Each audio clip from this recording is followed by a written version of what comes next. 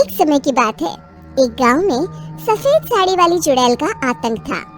चुड़ैल रात भर गांव में घूमती और गांव का जो भी आदमी उसे दिखाई देता उसे वो घायल कर देती। अरे कोई तो बचाओ, मर गया रे। एक रात हरिया अपने खेत से अपने घर लौट रहा था कि तभी अचानक उसके सामने चुड़ैल आ जाती है। अरे बाप रे, ये चुड़ैल कहाँ से आ गई? आज तो मैं गया काम से।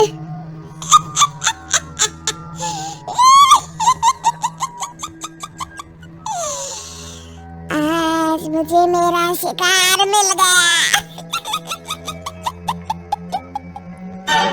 अरे चुड़ैल दीदी, मुझे छोड़ दो।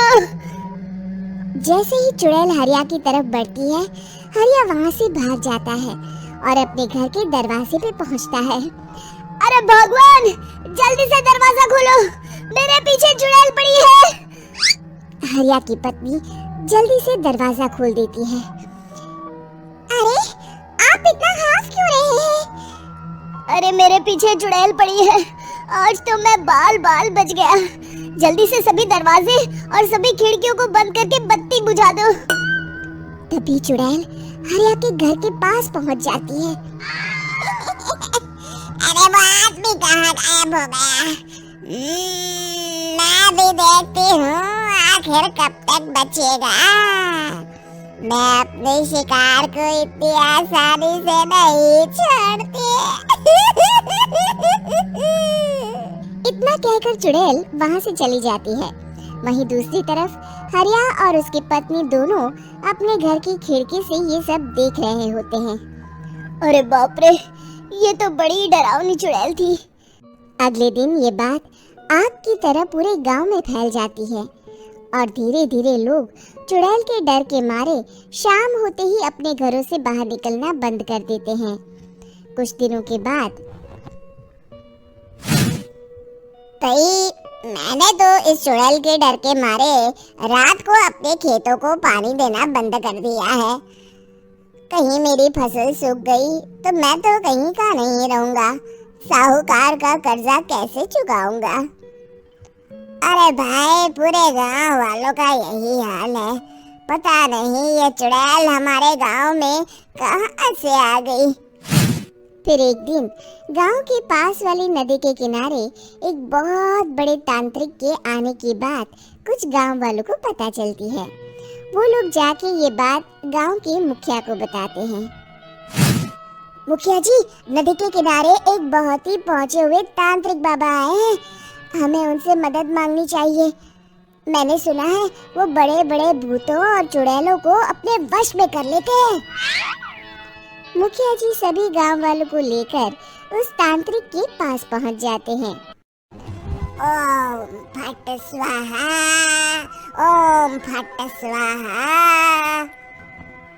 तभी तांत्रिक अपनी बंद आंखों को खोलकर कहता है, क्या बात है, तुम सब लोग यहाँ क्यों आए हो? मुखिया जी उस तांत्रिक को सारी बात बता देते हैं। अच्छा, तो ये बात है। और तांत्रिक अपनी आंखों को बंद कर लेता है। मैं देख रहा हूँ तुम्हारे पूर्वजों ने बहुत पाप किए थे, जिससे ये गांव अब श्रापित हो चुका है। उसी के फल स्वरूप तुम्हारे गांव में चुड़ैल आई है। ये चुड़ैल बहुत खतरनाक है, ये किसी को नहीं छोड़ेगी। हे भगवान, मर गए रे, अब क्या होगा? तभी गांव के मुखिया जी कहते हैं, बाबा, इस चुड़ैल से हम सबको बचा लीजिए, कोई तो उपाय होगा। इसका सिर्फ एक ही उपाय है, सभी गांव वालों को बारी बारी हर दिन अपनी आधी फसल उस पहाड़ी के ऊपर बनी काली गुफा में छोड़ के आनी होगी। तभी उस चुड़ैल की भूख मिटेगी और श्राप का प्रभाव खत्म हो जाएगा और तुम सब जिंदा बच जाओगे। सभी गांव वाले उस तांत्रिक की बात को मान लेते हैं और वहां से चले जाते हैं। फिर अगले दिन से रोज उस गांव के लोग बारी बारी से अपनी आधी फसल उस काली गुफा के पास जाकर रखाते। कुछ दिनों बाद हरिया की बारी आती है। बाप रे, आज तो मेरी बारी है उस काली गुफा में जाने की। क्या करूं? वो तो बड़ी खतरनाक चुड़ैल है। मेरे तो हाथ पैर कांप रहे हैं। फिर हरिया डरते डरते अनाज की बोरियां अपनी बैलगाड़ी में लाद देता है। तभी हरिया की पत्नी उससे कहती है, देखो जी, संभल के जाना और किसी भी हालत में शाम होने से पहले वापस आ जाना। उस चुड़ैल का कोई भरोसा नहीं है जी। हरिया बैलगाड़ी में बैठते हुए कहता है, भगवान, मैं क्या वापस आऊंगा? लगता है अब तो मेरी खबर ही आएगी। इतना कहकर हरिया वहां से चला जाता है। रास्ते में जंगल से गुजरते हुए हरिया की बैलगाड़ी का एक चक्का बड़े गड्ढे में फंस जाता है। हे भगवान, अब ये क्या मुसीबत है? हरिया नीचे उतर के पूरी ताकत से अपनी बैलगाड़ी को गड्ढे से निकालने की कोशिश करता है।